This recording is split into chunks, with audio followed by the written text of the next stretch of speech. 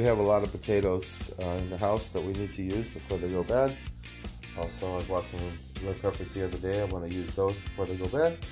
And then, of course, we have lots of garlic, so I can use that up. And I eat onions with almost every meal.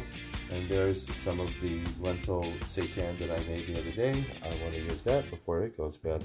So I'm just going to make a breakfast scramble using all of these things. I've got a few of these Thai chilies left, so I'll add a few of those to add a little heat. I have a few mushrooms left that I didn't use in my mushroom gravy yesterday, so I'll also throw those in.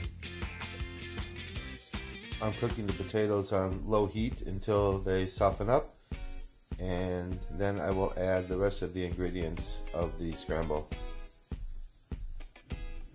I added some salt and pepper and some horseradish mustard to give the lentil seitan a little bit of flavor before I add it to the scramble, which is going to be over here.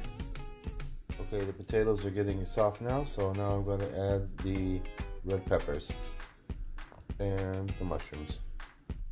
It's starting to look pretty good now. Cook for a little while until the red peppers get soft, and then I will add the garlic, and then very last I'll add the onions. Okay, I've made a hole in the middle, and now I'll add the garlic. So now you cook it until the garlic becomes fragrant, and then I'll add the onions, and then I'll add my spices. The garlic is smelling wonderful. Now I'll add the last ingredient, the onions. I always add the onions last because I like raw onion, so I don't cook it very much. I think it loses its flavor when you overcook it. Okay, now we're ready for the seasoning.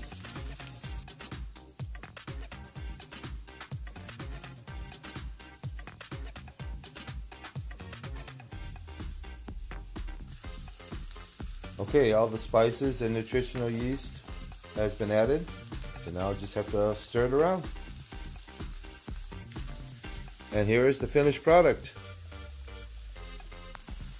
My breakfast scramble using lentil seitan and a lot of vegetables.